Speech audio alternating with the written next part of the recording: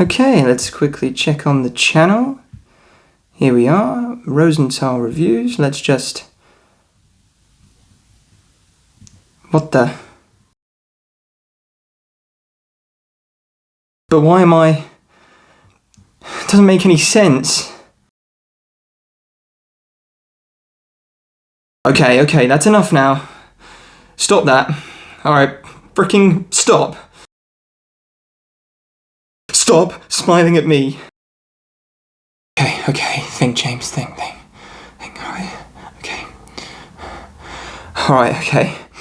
If I watch and review smile, will you please just stop smiling at me? Of course, man. That's all I really wanted. Hello everyone and welcome back to Rosenthal Reviews. It's somehow October already, which means it's Halloween season. Now, my friends and family will certainly know that horror isn't exactly my favourite genre, but Smile 2 is coming out this Friday, so I thought, you know what, screw it. Let's watch the first Smile and let's have a chat about it. So Smile is directed by Parker Finn and stars Sosie Bacon as Dr. Rose Cotter. And the basic plot of the film, the character of Rose, she witnesses a bizarre event that happens to one of her patients. And as a result, she starts seeing a bunch of different phenomena that she can't explain. And to fix it, she must basically confront her past. And in the middle, there's a bunch of jump scares and it's freaking terrifying. So I went into Smile with a little bit of confidence, I must admit. I've been on something of a non-scared streak recently, I guess. So I thought, yeah, sure, Smile, I got this, no problem. Haven't slept for the past 2 days. I'm so freaking scared. Everyone's smiling at me. However, despite my prolonged period of terror, I did actually have some fun with this movie. I quite enjoyed the theme that this movie plays with, and that's this idea of basically a curse that causes suicide. I've enjoyed that in other films like Bird Box, but I think this film takes it up a notch, in particular with the jump scares. And what Parker Finn does well here is he creates a nice balance between two different types of jump scares. The first of which is he's able to craft this aura vibe of anxiety. These are the jump scares that you know are coming.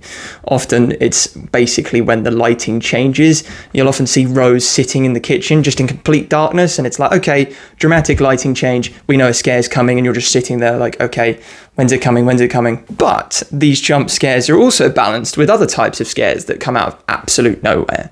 I remember I was watching this film with my brother, Toby, and I briefly looked away from the screen for a bit. And Toby said to me, James, something really important is about to happen. And I'm like, okay, let's have a look. Broad daylight, you see this scene in the trailer. Rose's sister walks up to the car and then dramatically is like dropping her head and smiling.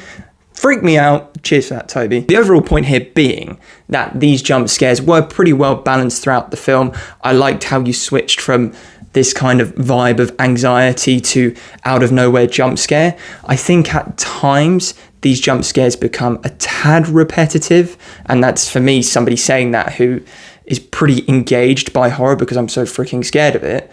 But overall, this is definitely something that works well for the film. The overall plot here is pretty engaging.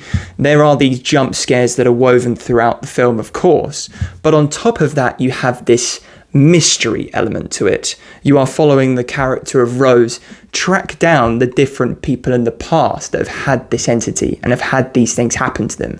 And as a result, I think that keeps you pretty hooked throughout the runtime of the film as well. Now, as we move to the third act of this film, very small spoiler here, but we find out that Rose discovers that you need a witness to pass this entity on to the next person.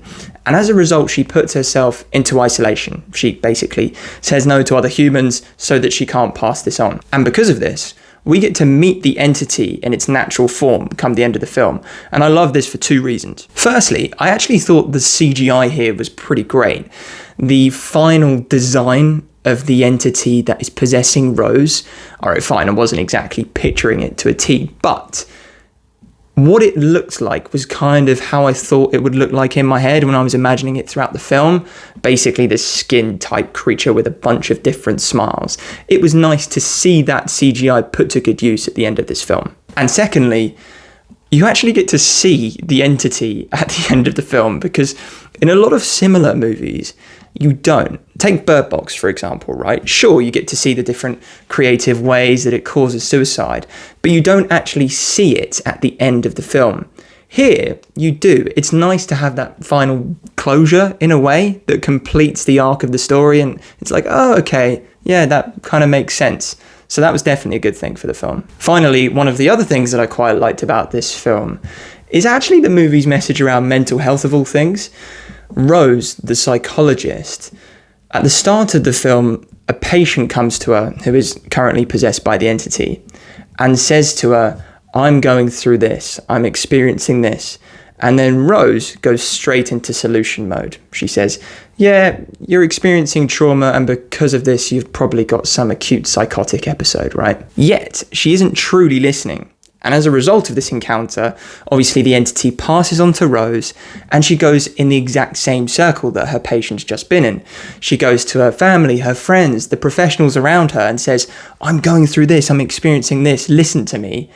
But again, nobody truly listens. They say you're crazy, you don't know what you're talking about, or again, they just go into solution mode and don't actually listen to what Rose is saying. And in a weird way, I quite liked how this depicted mental health, because I think a lot of us nowadays are very quick to, number one, jump into solution mode, or number two, actually say, yeah, I understand what you're going through, I understand, and yet not truly listen to what the other person is saying. That is a message that I think this film crafted very well.